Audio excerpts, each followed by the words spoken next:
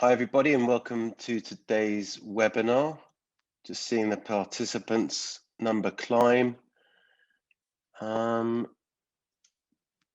can you still hear me? Because I just put my headphones on. Heather, can you hear me? Give me a thumbs up. Good stuff. All right, let's just give everybody a chance to come in and sit down. It's climbing nicely. We've got a good panel today for the webinar. Got some good insights to share as well, actually. Real ways in which the budget will affect or could affect your business, your finances, your strategy, your prospects. So I think I'm going to jump into it now. Let me just navigate around some of these windows. Yeah, so welcome to today's webinar. We'll kick off as soon as we can.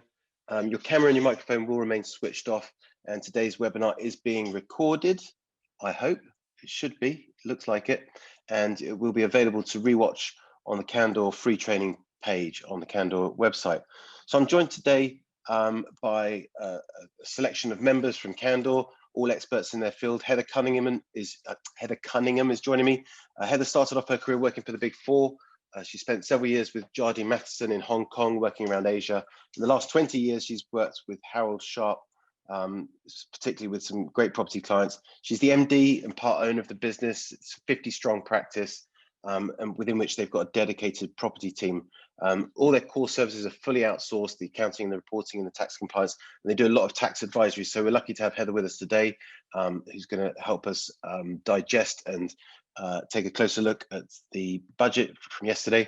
Chris Ward is also joining us. He's the Professional Connections Director at Cornerstone Tax Advisors, a firm of chartered tax advisors, and they specialize in stamp duty, which is becoming an increasingly complex area of tax. Chris is also the Managing Director of Compass, which is a SDLT calculator for property lawyers and conveyancers, which covers all of the 44, which I think is now 47 different SDLT tax reliefs that are quite often missed, resulting in an estimated 1 in 4 stamp duty payments being made incorrectly and being made the wrong way incorrectly, overpaid, something that they estimate to be £2 billion per annum in value. So Chris has got over 30 years experience in financial and tax services. Gary Walsh is also joining us. He's going to be our third guest on the show today. Gary is from Optima Funding. He spent 25 years in banking and 16 years as a broker working with property developers and investors through both the highs and the lows of the market. He's also developed a few projects himself, late and over budget, he says, so he's aware of the pitfalls as well as the opportunities. Lots of grey hair, both literally and metaphorically, but there's some interesting stuff happening with the CBILS loans and funding that's available to developers on existing projects and funding that's available to developers on new projects, both to replace the existing funding and take first charge or potentially on top of. So I'm looking forward to speaking to Chris before we ultimately move on to some Q&A. Let me just move this. Too many windows open. You are welcome to submit questions. We will try and do some questions ad hoc as we move through the webinar. We'll try and cover off as many of these as you can. There's a solid allotment at the end of the webinar specifically for Q&As, but use the Q&A button at the bottom of your screen. Join the conversation in the chat as well, and click through to LinkedIn. There'll be a LinkedIn URL which you can click on, so you can go and connect with people who are on this webinar, albeit that we're not allowed to actually physically meet up, but we'll do the best we can for you. As I said, lots of time for Q&A at the end, and whilst I've got your attention, I do want to just mention that our webinar next week is quite an exciting one. Nick Candy and I are inviting Sean Bailey to come and tell us why he is the best candidate to be the next Mayor of London. Nick and I have both been supporting Sean as much as we can. Paul Scully MP is also going to be joining us. Sean's a pretty unique politician. I think there's no denying it. He's an unusual Tory candidate. He's from a very humble background. He's got some great ideas and a great vision for how we can replace the leadership for London and lead our way out of all the disruption that we've faced over the last 12 months. So without further ado, I'm going to switch over to Heather. Do you want to share your slides? Hi, I hope you're enjoying the free content. My name is Matt Siddell. I started Qandor in 2017. In 2020, we launched a property academy called Tropolis. If you want to know how you can come and join our fantastic network and work with the wonderful people that we help and support, then click the link below and book your call with me today. Heather? and take yourself off mute. I had some notes just to the side. I had a quick look at the budget yesterday. Well, I mean, there was one piece of information that I thought was particularly interesting, and that was the fact that they're forecasting less unemployment than they were previously. I think they're forecasting less than 7% unemployment. Previously, we thought it was going to be up near 11 or 12%, which would have been disastrous for the economy. So that was one piece of positive news. But Heather, are you there? Yes, yeah, I am. Yeah, thanks, Matt. Yeah. All right, I'm going to hand over to you and let you take us through your presentation. Thanks very much. Thank you very much, and it's great to have so many of you here. So thanks for joining. We're going to dive straight in there. So I think probably the headline from yesterday's budget was the change in corporation tax, which is happening not right away, but in 2 years' time. And so the headline rate is going to increase from 19% by 6% up to 25%. And that's not going to happen for 2 years. But at that stage, we're going to see this rate applying to companies with profits over 250,000. And then we're going to just have the 19% rate where profits are less than 50,000. But of course, what that means is that we're going to have this marginal rate on profits between about 50 and 250 of about 26.5% in that margin. And the lower and upper limits are going to be reduced where you have a group of companies. So if you have associates, maybe, you know, a group with 4 or 5 companies in it, then those bands are going to be similarly reduced. What's quite interesting, I think, is that if you remember this time last year, non-resident companies holding UK property, so for example, Luxembourg companies holding UK commercial property were brought into the corporate tax regime. So they're going to be similarly impacted by these increases. And I think it will have some impact now as to how we think about structuring going forward for property companies. Because if you remember, about 5 years ago, we had the increase in dividend tax rates. And so if you combine that with this 6% increase in corporation tax rates, it might mean that the tables are starting to turn a little bit.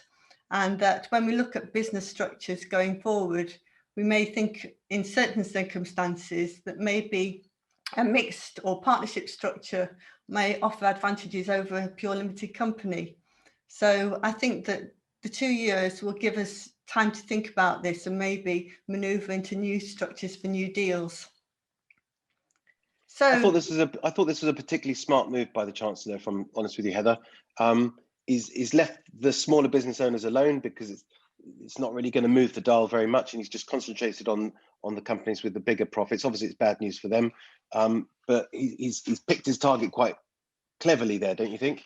He has, although what he has said is that if we have close investment holding companies, then they won't benefit from this low rate. But luckily, we've got the case where property companies, so property investors and property traders, obviously, are not going to be within that class. So even if you're a close company, if you've got investment property and your profits are less than 50,000, then you will still benefit from these lower rates. But I think that margin is going to play into things as well, that marginal rate in the taper. So your next point addresses the first question that we've had through, which is the so-called super deduction applicable to buy-to-let property refurbishment costs or just capital allowances?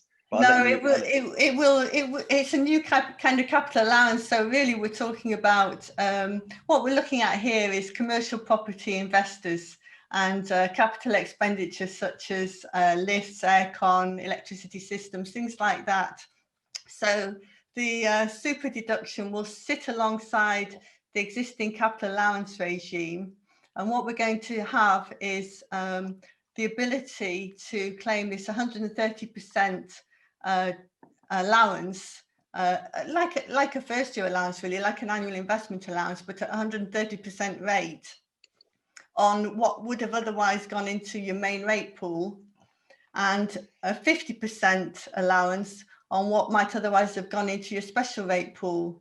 And it's going to be most valuable, I suppose, for large scale landlords. With commercial property, not residential. Commercial property, yeah, Now, yeah. Can I just jump in there, Heather? I bought a load of HMOs in Reading about 9 years ago, and it was quite popular to do capital allowance claims at the time for HMOs. And I kept nagging my accountant and saying, like, surely we could get some capital allowances back on these HMOs. And he quite rightly resisted and didn't let me submit any capital allowance claims. Capital allowance claims on HMOs, as I understand it, is a bit of a no-no, but on serviced accommodation, it is something that people can claim for. Am I right in thinking that? On serviced accommodation, to be honest, Matt, I'm not really an expert on serviced accommodation. I'll have to come back to you on that. Or maybe actually there'll probably be some capital allowance experts in Qandor watching this video, so they can probably tell us as we go along. But yeah, we need Sean Marsden from CATAX. He's our capital allowances expert. Okay, I'll let you crack on, Heather. No, that's fine. I think that one thing, if you're going to take advantage of this as well, is one thing you need to be careful of is that when you come to dispose of property and the assets in it, then you will get a balancing charge, and they're going to, for things that would have gone into the main rate pool, it'll be a 1.3 times the disposal proceeds. But you should be able to do some planning against that, elections and so on. So, but I think that it's really the large-scale commercial landlord that will benefit from this. So let's move on to the next slide. For everybody's benefit, I'm just adding Sean Marsden's email address into the chat. Sean will like that. Yeah. His #1 capital allowance experts. Yeah. Speak to. Good.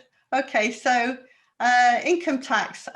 Now, I think one feature of the budget yesterday with Rishi was that he froze a lot of things. So he's kind of deferred the bad news for later on, really. But what he's done is quite clever, really. He's increased the personal allowance and the basic rate band as it was going to increase at the 5th of April this year. But then he said, right, that's it. It's going to stay like this until 25, 26, so for the next 5 years. So we know that the higher rate threshold is going to stick at 50,270. So it's really a stealth tax. And obviously you'll be paying income tax on, personal rental profits, partnership maybe, or LLP income, and obviously your dividends and so on. So it will impact more over time. I think what else is being frozen? Well, from now again till 5th of April 26, and I'll come on to talk about capital gains tax a bit more later, but we're going to see the capital gains tax annual exempt amount sticking at 12,300. And we're also going to see the pension lifetime allowance. That means the testing of your total fund value at the time you come to retire and crystallize those benefits, an excess tax charge that applies at that time. It's going to stick at just over 1.07 million. Well, that was going to increase by CPI each year. And if you think of the compound CPI that would have basically taken a lot of people out of this charge rather than putting them back in it, that's going to have quite an impact. And of course, the other thing he's done is keep the IHT bands at the same levels for the next 5 years, no question. And inheritance tax is often a problem, isn't it, for property investors with no reliefs, and even for quite a lot of property traders as well. So that's all interesting stuff. I think one thing that he's done as well, which could be of interest, but note the trading on this slide, any business with trading losses. So this could cover both corporates and unincorporated businesses who are trading. What he said is that for accounting periods between 1st of April 2020, so the awful period we've had for the last 12 months, up to the 31st of March 2022, and similarly the tax years 2021 and 21-22, if you make trading losses rather than the normal 1 year setback, setting against current income and then last year's, you're going to be able to do a 3 year carryback, subject to certain caps. So, you know, if people have been having a torrid time, maybe some people, you know, this will apply to trading losses. So property developers, it won't be of any benefit, unfortunately, to property landlords. But it's something to bear in mind if you are facing substantial trading losses in both in unincorporated and incorporated businesses. Obviously, the relief you'll receive will be at the rates you've paid, whereas if you carry them forward, then potentially you're taking them into higher rates of tax for the future. Heather, can I jump in? Yeah. I think it's stuff like this where the real value lies for a lot of people, and particularly what Gary's going to talk about towards the end of the webinar today, because it's not just like dropping taxes, these other reliefs and these other things that you need to be aware of, and you need to utilize them. Because they do add up and they do make a big difference. But this is quite a big one. It is quite a big one, I think. Yes, I think it is. It's a bit of a not a gift, but it's a bit. It is going to be helpful to a lot of people who've really had a bad time over the last 12 months and maybe still going forward. Yeah, thank you, Heather. So let's move on and have a look now at the retail and leisure sector support.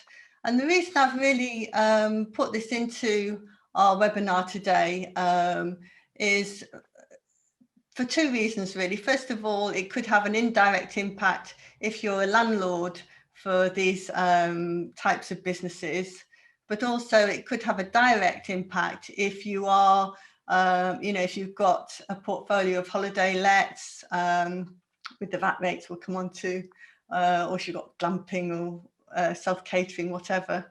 So let's have a look at what he's done. First of all, he has said he's going to offer these restart grants. So for businesses which have been closed, the non-essential retail stuff, he's going to give a grant of up to £6,000 per premises. And for the hairdressers, gyms, hospitality, and so on that have been closed for longer, he's going to offer up to £18,000 per premises. And as far as we can understand so far, I think the maximum grants will be related to your rateable value of your property. The other thing he's done, which I think is really helpful, is that the business rates holiday was due to end on the 31st of March, but he's extended that by 3 months. And he's also giving 66% relief for the further 9 months up to March 2022 with some caps applying. But, you know, that is going to be very helpful. I think that's going to be more helpful than the £6,000 per premises. The £6,000 probably isn't going to go very far, but the business rates holiday is good. That's right. Okay. Although I know my hairdresser will be happy to have his 18,000. There's a holiday to the Maldives, isn't it? As soon as British Airways open up again. So then we come on to VAT on hospitality and tourism. So again, the 5% rate was due to finish, and he's extended that helpfully over the summer, hasn't he? So he's going right up to September 21 with that 5% rate, and so that'll apply, you know, to your pub food, to apply to if you go and get a holiday rental or whatever. So and then he's going to take that down he's going to increase it to a 12.5% rate over the winter from September to March. And then we're going to be back to the 20% rate from April 22. So obviously a lot of leisure, a lot of hospitality and tourism who can basically charge the same but take that advantage themselves will do so with that VAT rate. Good. So in here we've got the furlough and self-employed support. I've just put that in really for information, but he's extended the furlough right till September, not just for hospitality businesses, but for all businesses. So the employer contribution, as well as the NI and pension, is going to make employers start to contribute 10% from July and then 20% for August and September. And then he's also extended the self-employed income support scheme to cover a 4th and 5th grants, and he's done something to include newly self-employed people who have just filed a tax return for 1920. So I suppose we were having a bit of a grumble about this one with Gary earlier on, weren't we? Yeah. It doesn't really seem to be much for the business owner in there. No. The grants, maybe the bounce back loans is the support that they need. But really, that's for the business and not the individual. But anyway, don't want to bring down the mood. Let's keep moving. Let's keep moving. Okay.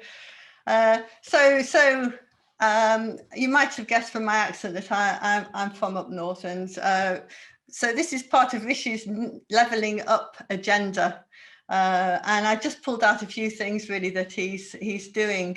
He's making obviously big song and dance about this, and quite rightly so really. But he's going to put this new UK infrastructure bank in Leeds, Treasury site in Darlington, offshore wind hubs in Teesside and Humber. He's announced which towns are going to benefit from these town deals that towns have been putting in bids for. So he's announced the first 45 of those, and he's introduced this community fund where we can have match funding if you want to get together with a few of your neighbours to buy the local community pub. But I think one of the key things he's done, and you as property investors are going to be able to understand your strategy and any kind of things which will come out of this that you might wish to go after, because I think the big one as well is freeports, and they're obviously not just going to be based up in the north. We've got Solent, Thames, they're all over the place. And it will be really interesting to see this. I think it's something which could really take off, and we're going to see there's going to be complete SDLT relief. There's going to be business rates relief. There's going to be enhanced capital allowances for these places. So as property people, I'm sure you'll be looking for opportunities for those, for the new freeports. So I think the budget was really interesting for what it didn't mention. And I think that the autumn statement will bring more really. We had speculated that there would be increases to capital gains tax rates because income tax rates are so much higher than the capital gains tax rates, the marginal income tax rates at the highest levels.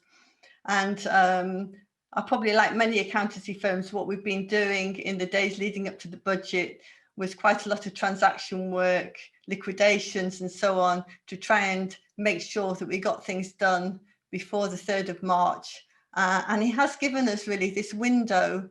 Things may happen in the autumn statement. We're waiting for an Office of Tax Simplification second paper on all of this. But I think we do have the benefit now of this additional 6 months or so to start thinking, is there something we've missed? Is there something we can crystallize now to take advantage of the lower rates? Because I think it will happen at some stage. And the other thing it's done is left business asset disposal relief, the old entrepreneurs relief, in place for now, even at the lower rates.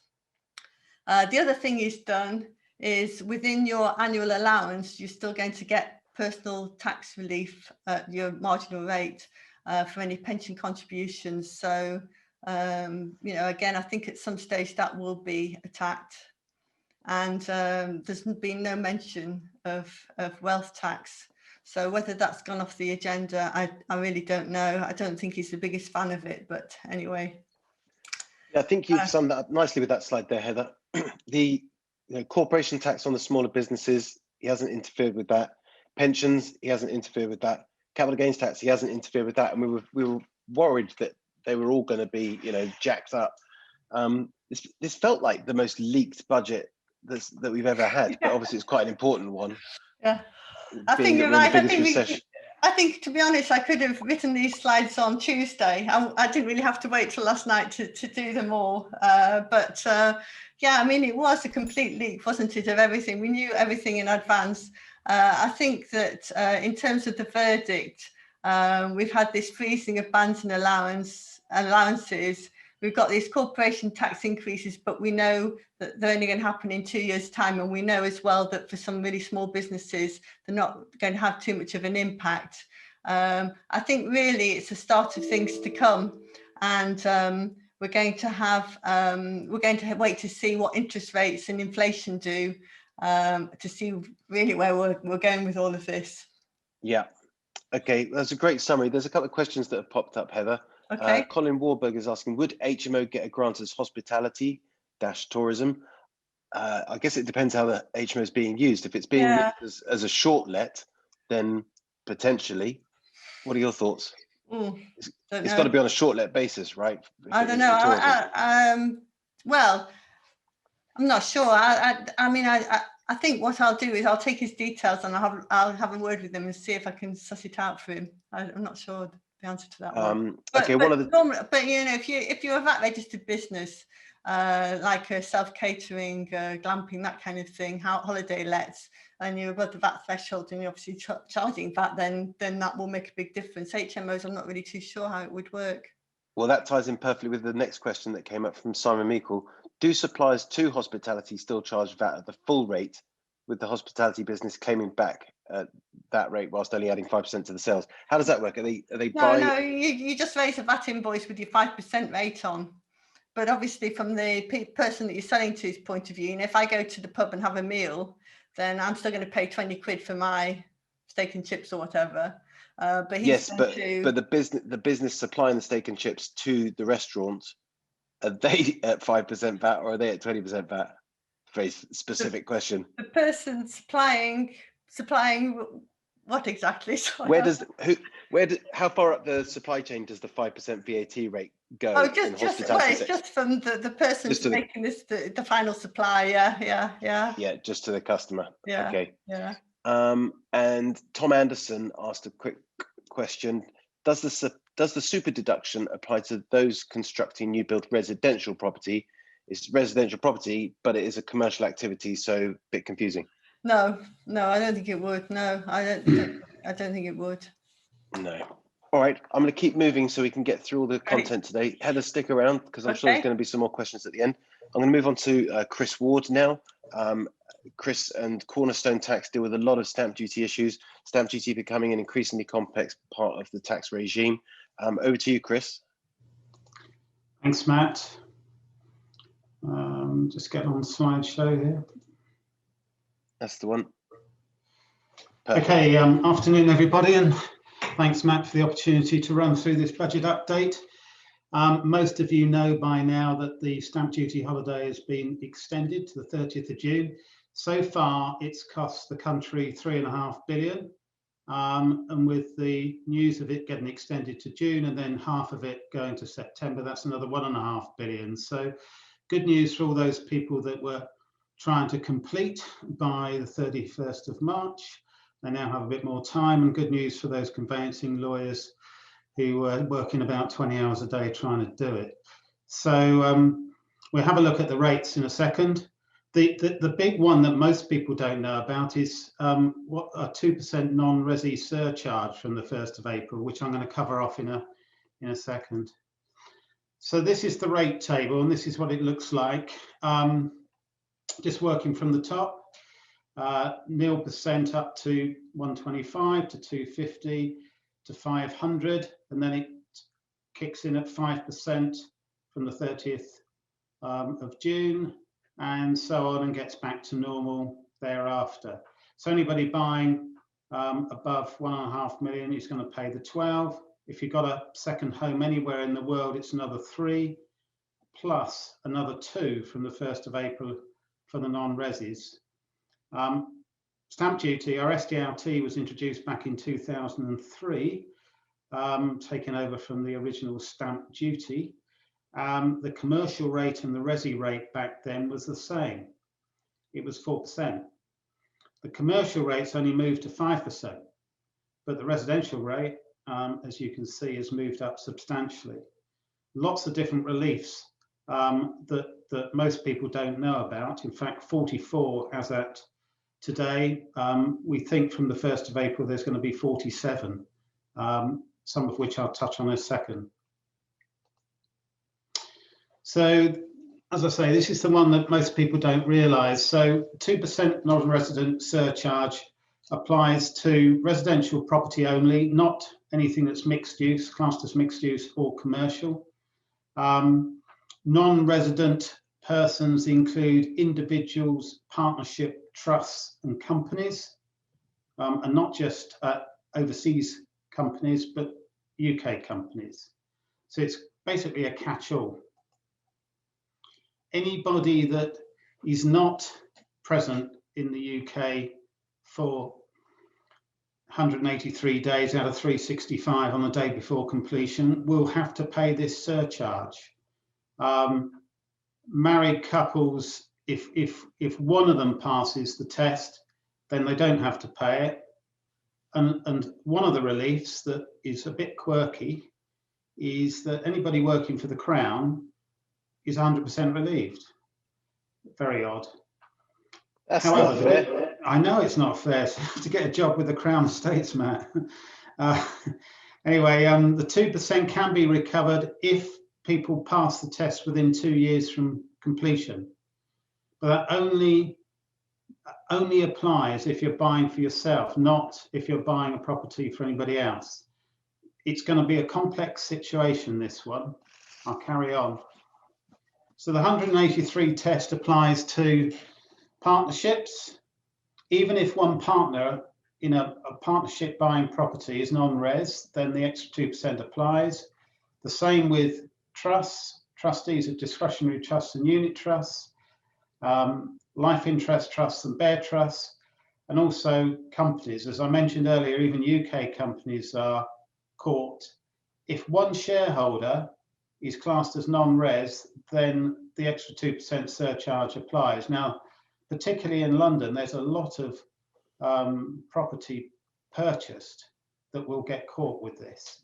They reckon they're going to raise. Sorry, Matt. Sorry, Chris. This is pretty important, isn't it? Because £1 million acquisition with a single JV partner we've got members in Hong Kong, Ghana, Dubai, America, France. We've got members all over the world. But a single one of them gets involved in a deal on £1 million acquisition. It's an extra £20,000. Yeah. Nasty. Much. That's right. And if you look at the, if you take it up a bit further to call it 5 million or 10 million, which a lot of them are buying, I mean, it really adds up. It's another couple £100,000. Just to give you a bit of background very quickly on Cornerstone and where I come from, we're a chartered tax advisor specialising in SDLT reliefs. As I mentioned earlier, there are currently 44 reliefs that most people don't know about. That's going to rise to 47 from the 1st of April. What we do and how we spend most of our time is advising people either pre-completion or post-completion. You may not know, but you can go back up to 4 years for a refund from HMRC. Our refund business over the last year has gone up 400%. Very quickly, an example of a case we had in London, where the solicitor missed multiple dwellings relief, we got £1 million back within 6 weeks for a client. The same, we got £4.8 million back from the HMRC for a client who used a reservation agreement with a non-refundable deposit in St James's.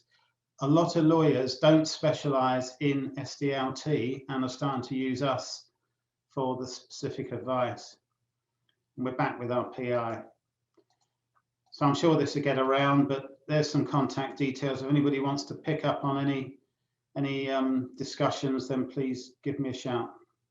Matt, short but sweet. Thank you very much, Chris. We're going to be doing a webinar specifically on stamp duty in the near future because it is a topic all of its own. But if you've got a transaction that's coming up to 4 years of age and you want Chris to have a look at it, then get in touch with him via the directory on Qandor's website. I've been approached by a lot of people who specialise in stamp duty relief and things like that, and most of them don't have any marketing literature, and it all sounded a bit dodgy, and I was kind of put off by the whole stuff. But Cornerstone Tax are chartered tax advisors with proper professional indemnity insurance, so there is recourse for the advice that they give, which is why we were happy to bring them on board. So any questions that popped up? I think everyone's still sort of getting over the shock of how expensive stamp duty is getting. We better move on to Gary, see if he can cheer us up with some funding news. Are you ready to go through your slides, Gary? Sure. So just as a bit of a recap, Gary Walsh from Optima Funding spent 25 years in banking, 16 years as a broker. He's very experienced. He's working with plenty of people in the club. Definitely knows his way around the products in the marketplace. Over to you, Gary. Good afternoon all, and thanks to Matt and the Qandor team for giving me the opportunity of talking to you. I suspect a lot of people on this call will have both heard of the CBILS facility and will have availed of it, but it still surprises me the number of property developers who have not heard of it. I'm still getting inquiries from marketing from people saying, I didn't know this existed. Rishi Sunak, however, has taken away our thunder slightly because up till about 48 hours ago, the participating lenders believed it would be extended till the end of June. And if it had been done so, further funds would have come into the marketplace. However, it hasn't been extended and it's being replaced by a new scheme, which is inferior, but I will cover that briefly at the end. This is a very busy slide, so I'm not going to go through all of it, but I'm just going to give you a couple of salient points on the background to CBILS, then move on and talk about what is specifically available for property developers. On the left-hand side, I would draw you to the fourth bullet point down. The government pays the finance charges for a CBILS loan for a 12-month period to include interest, lending fees, and associated fees. The government offers the lender a guarantee to cover 80% of any residual loss if the asset is sold and there is a loss. Most lenders will require a personal guarantee. If the loan is above $250,000, they can do so. But be aware that the private residence of the guarantor cannot be taken as security and cannot be pursued thereafter. But do check the paperwork and get your lawyer to make sure that is clear. On the right-hand side of the screen are the criteria. I would just refer to points 3 and 4. The borrowing proposal that must be viable, and it must have been viable outside of CBILS. The scheme is not there for lenders and borrowers to avail of the government guarantee on schemes that shouldn't have been lent to in the first place. And lenders will require you to self-certify that your business has been adversely affected by COVID. Some lenders will require specifics, others are a little bit more light touch, but as far as property development deals are concerned, it could be a slowdown in construction, it could be a slowdown in sales, it could be inability to get finance, the finance could have been pulled, inability to get highly leveraged finance, etc., etc. So what is available for property developers? This is what is available as I speak. The scheme is finishing on the 31st of March for applications. There will then be a 2-month period to enable you to get full offer, including valuation, PMS report, and a further 3 months to draw the deal. This could change because lenders might pull out, funds are tight, timescales are tight, but at the moment, this is what is available. First of all, 12 months interest is covered, lending fees are covered, the valuation, the PMS stroke QS fee, the lender legal fee, and the ongoing PMS monitoring fee. If the facility is for 12 months plus, which it is likely to be on a sizable development, the lender's specific pricing kicks in from month 13. There is funding available across all 4 UK nations, but not every lender is offering every product. So for development finance, this is principally for residential development schemes with a bit of commercial would be allowed as long as it doesn't account for sort of 10–15% of the GDV. At the moment, we can get up to 85% loan to cost, stroke 65% of GDV, maybe a tad more for strong housing projects, new builds, conversions, heavy refurbs. But this is important. It's both for current schemes, i.e. to refinance something, but also for new projects, which at this stage pretty much need to be shovel ready. Development, and then that's on a first charge basis. Development exit finance to enable completed or nearly completed projects to be refinanced to allow a period for sales, up to 65% loan to value. Although I've just had an email from another broker telling me he can get 75, to be clarified. And there's a bit of bridging available. On residential assets up to 60%, maybe a tad more. Industrial assets to 45% loan to value, but not surprisingly, nothing for office, retail, hospitality, or leisure. This can be used for acquisition or refinance and capital raising for working capital, but for defined purposes only.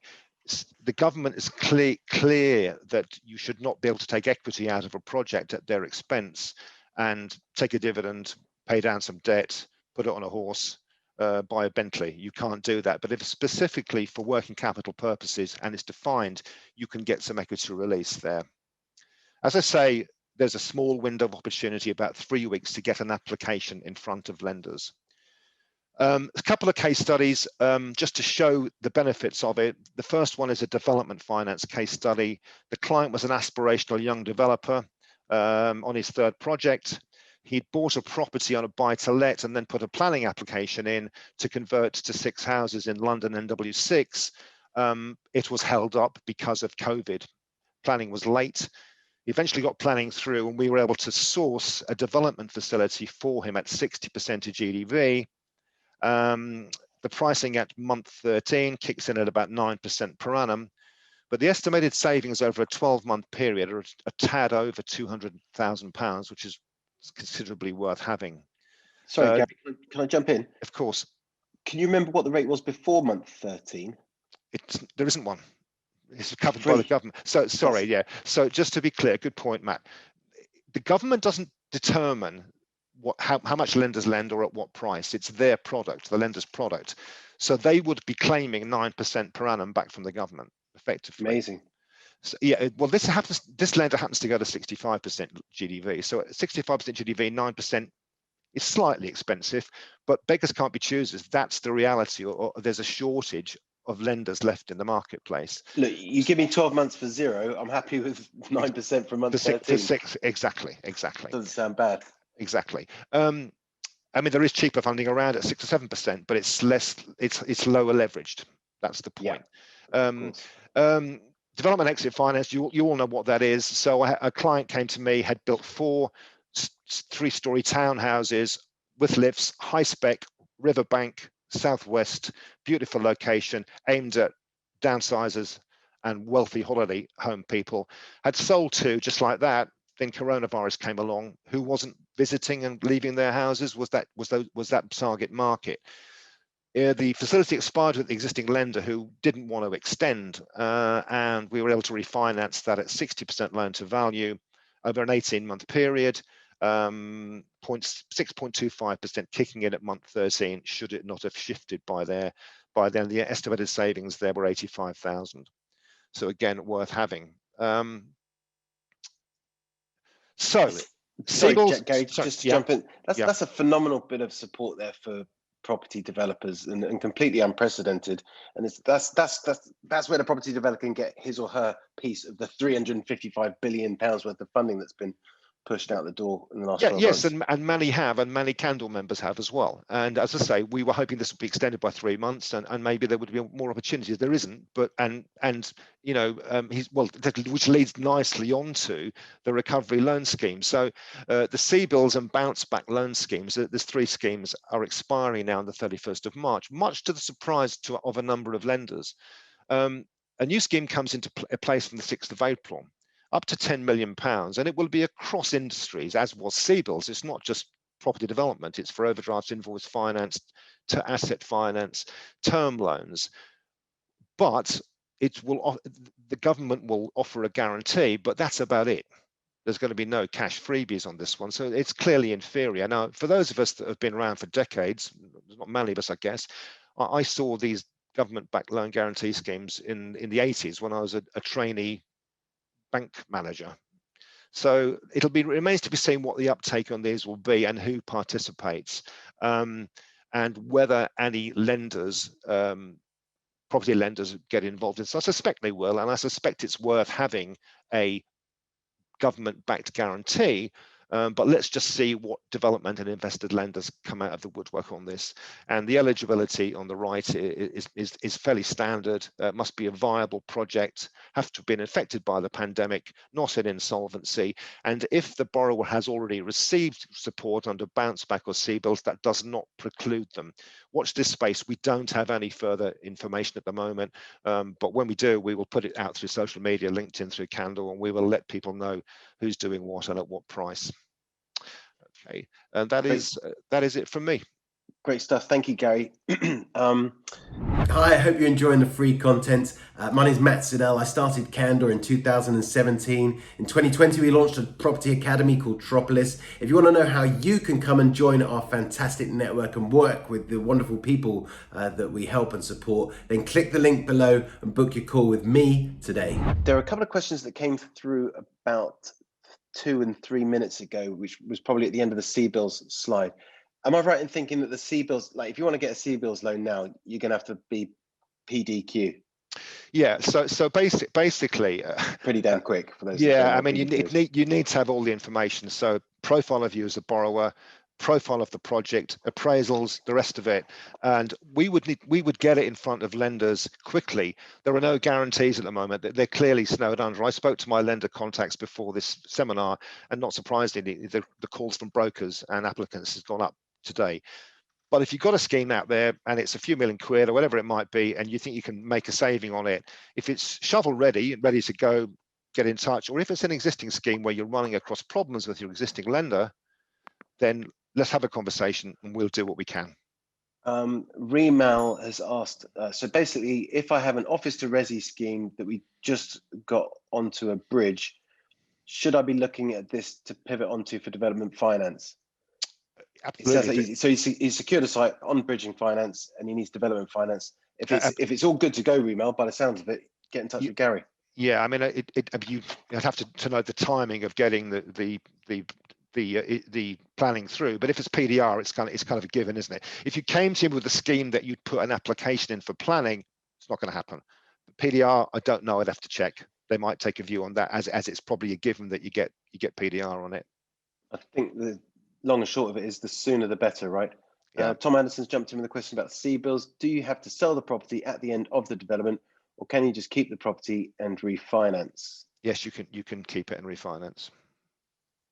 Good. Remal's jumped in and said his scheme already has planning. Would love a chat. I bet you would. Be delighted to talk to you. Well, if there are any other questions, now's the time to jump in. Otherwise, it looks like that could be a wrap. Normally, when I say that, there's like 6 questions come flying at us. But I think there's a pretty comprehensive overview of the budget and the real implications for property business owners and property investors and property developers and anyone else who's the target of the taxman because they're in the property sector. We could have easily have had more experts on the call with Sean Marsden at Catax for capital allowances and one of the IFA guys. But it looks like we've covered everything off, and a couple of thank yous coming through. Make sure you connect on the LinkedIn link. It's just time for 1 or 2 important announcements from me, if I can do this properly. We've done the Q&A. Yeah, I just want to remind you all as well, if you weren't on the call at the beginning of today, our next webinar is next week. It's on the 10th of March, Wednesday, 2 till 3. Nick Candy of Candy and Candy fame and myself are welcoming Sean Bailey onto the show to discuss the forthcoming election. Sean Bailey is the Tory candidate to be the next Mayor of London. He's got some pretty strong views on how London should be led to get us out of all the disruption that we've been through. And Nick Candy, quite frankly, doesn't tend to do much of this sort of thing, but he's really behind Sean Bailey. So he's stepping out of the shadows.